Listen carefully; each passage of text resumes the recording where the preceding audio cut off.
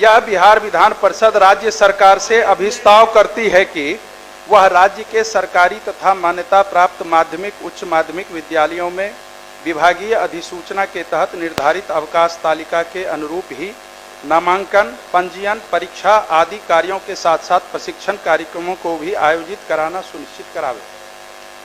माननीय सभापति महोदय, इस संकल्प के लाने के पीछे उद्देश्य यही है। प्रशासकीय विभाग शिक्षा विभाग है, लेकिन बिहार विद्यालय परीक्षा समिति द्वारा चाहे वो मासिक परीक्षा हो या वार्षिक परीक्षा हो या सेंटअप परीक्षा हो, विभाग द्वारा यूडाइस कोड का कार्य हो, पंजीयन कार्य हो, परीक्षा प्रपत्र भराने का कार्य हो, आए दिन लगभग 5-7 वर्षों से देखा जा रहा है विभागीय जो अधिसूचना है, जो निर्धारित अवकाश तालिका है, उसकी अनदेखी करके बिहार विद्यालय परीक्षा समिति भी और विभाग भी, एक बिहार शिक्षा परियोजना है, एक SCERT है, राज्य शिक्षा एवं शोध संस्थान, शिक्षण प्रशिक्षण संस्थानों में छुट्टी में ही चलाती है। तो ये कहाँ का नियम है? एक तरफ प्रशासकीय विभाग छुट्टी निर्धारित करती है, दूसरी तरफ छुट्टी के दिन परीक्षा लिया जाता है। सामान्य प्रशासन का सभापति महोदय पत्र है बिहार सरकार का, मंत्री महोदय, जो कि अगर छुट्टी के दिन कोई भी कार्य किन्हीं से लिया जाएगा तो 1 दिन के बराबर वेतन दिया जाएगा। काहे नहीं क्षतिपूर्ति दिया जाता है? उसके बदले एक और विकल्प है, अगर छुट्टी के दिन कोई भी कार्य होगा तो उसके लिए अतिरिक्त अवकाश देय होगा, लेकिन कहीं कुछ देय नहीं होता है। पिछले साल ग्रीष्मावकाश की चोरी कर ली गई। मतलब हम ये सबको इसीलिए कह रहे हैं, सभी सदन जान रहे हैं, सदन में भी ये बात उठी थी, ग्रीष्मावकाश में छात्र छात्राओं के लिए अवकाश निर्धारित था और शिक्षकों को ग्रीष्मावकाश में सिर्फ स्कूल में बैठने के लिए कहा गया। तो ये क्या क्या विभाग में हो रहा है। अभी भी मंत्री महोदय को हम धन्यवाद देते हैं, मुख्यमंत्री महोदय को भी धन्यवाद देते हैं, जो कि 10 से 4 बजे का जो समय था, जो दैनिक अवकाश था, जो विद्यालय संचालन का था, उसमें शनिवार को मंत्री महोदय छोड़ दिया गया है। शनिवार को मुख्यमंत्री महोदय ने विधानमंडल में ही कहा था, आपने भी कहा था, शनिवार को सब दिन हाफ डे होता था। तो ये सब जो हो रहा है, कम से कम इसको आप माननीय मंत्री जी के लिए कुछ छोड़िए। महोदय विभागीय स्तर पर ये स्पष्ट मंत्री महोदय कर दें, चूंकि मैं कोई ये संकल्प लाने की जरूरत ही इसलिए हुई, जो कि जो सामान्य प्रशासन विभाग का निर्देश है उसके तहत या तो क्षतिपूर्ति उनको अवकाश दें या तो उनको 1 दिन के बराबर वेतन दें, नहीं तो आप ये निर्धारित कर दें जो शिक्षा विभाग का अवकाश है उस अवकाश के दिन कोई भी कार्य नहीं होगा, चाहे विविध प्रोत्साहन योजना हो वो भी खोल दिया जाता है। छठ के दिन पूजा है, लोग अर्घ देने जाएंगे, उस दिन ऑनलाइन आप नामांकन कीजिए, रजिस्ट्रेशन कीजिए, अब टीचर वहां बैठे रहेंगे, तो छुट्टी क्यों दे? तो मंत्री महोदय इसको संजीदगी से सहानुभूति ठीक है, बोल और शनिवार को हाफ डे को देखा। जब आप नहीं की जरूरत नहीं है। माननीय सभापति महोदय, माननीय सदस्य को पहले तो विभाग को धन्यवाद देना चाहिए। ये महिलाओं के कहने पर हमने जितिया पर्व पर कभी छुट्टी नहीं रहती थी, हमने दिया। छठ के पर्व पर 1 दिन अतिरिक्त अवकाश दिया क्योंकि महिलाओं की संख्या शिक्षा विभाग में ज़्यादा है।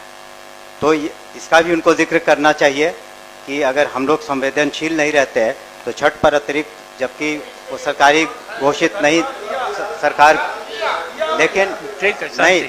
और दूसरी बात है कि हाँ, लेकिन जहाँ तक प्रश्न है कि हम लोग जो सरकारी अवकाश घोषित हैं, हम लोग कोशिश कर रहे हैं, कभी कभी उसमें विसंगति हो सकती है, बट सामान्यतः हमने निर्देश दिया है कि जो भी सरकारी अवकाश है वो आप उस पर छुट्टी और काम न लें।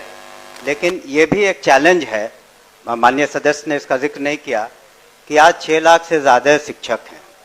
जब 6 लाख शिक्षक को आप सोच लें कि अगर मुख्यालय में SCERT में ट्रेनिंग करानी हो और सभी डायट्स में जो जिलों में ट्रेनिंग करानी हो और एक सिर्फ 5 ही दिन एक सप्ताह में और साल में 2 बार करानी हो, तो कुछ व्यवधान बीच में आएंगे, कुछ व्यवहारिक कठिनाइयाँ आएंगी।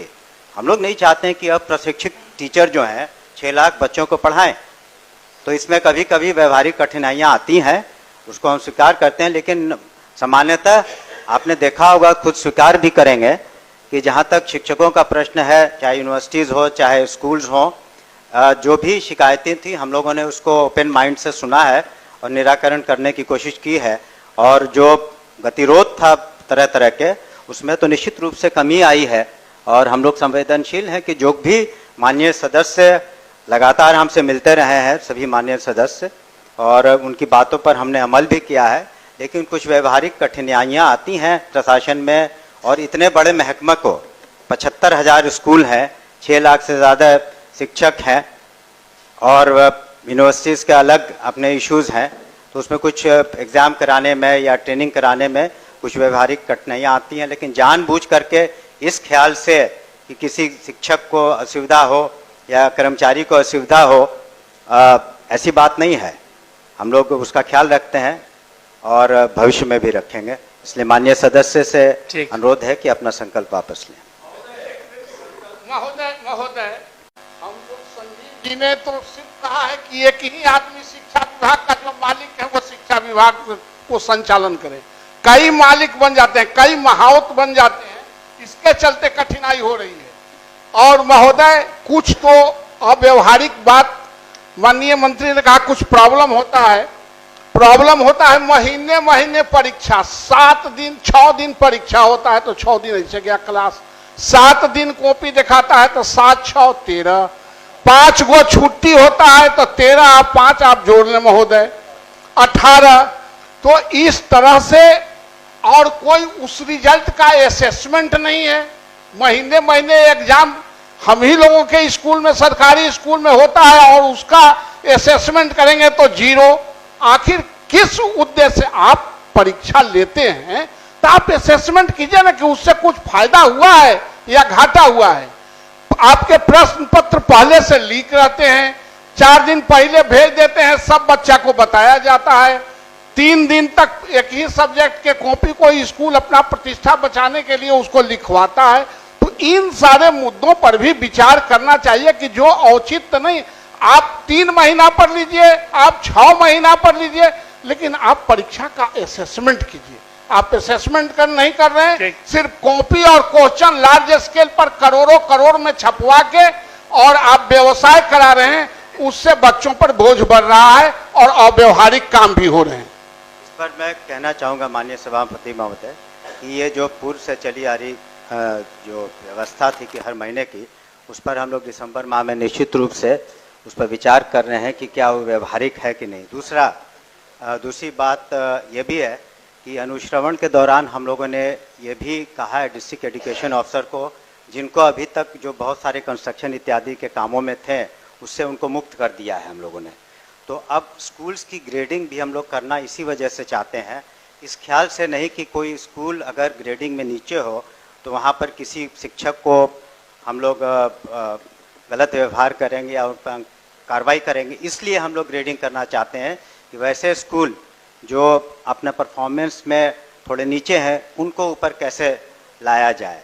तो ये जो बात आपने परीक्षा की कही, उसको व्यवहारिकता के दृष्टिकोण से हम लोगों ने देखा और दिसंबर में उस पर निश्चित रूप से एक निर्णय ले लेंगे। अब वापस लीजिए अपना संकल्प अब तो वापस ले लें। कोई बहुत देर तक नहीं, सर इसको लाए हैं तो संक्षिप्त में समय निर्धारित है। मैं सर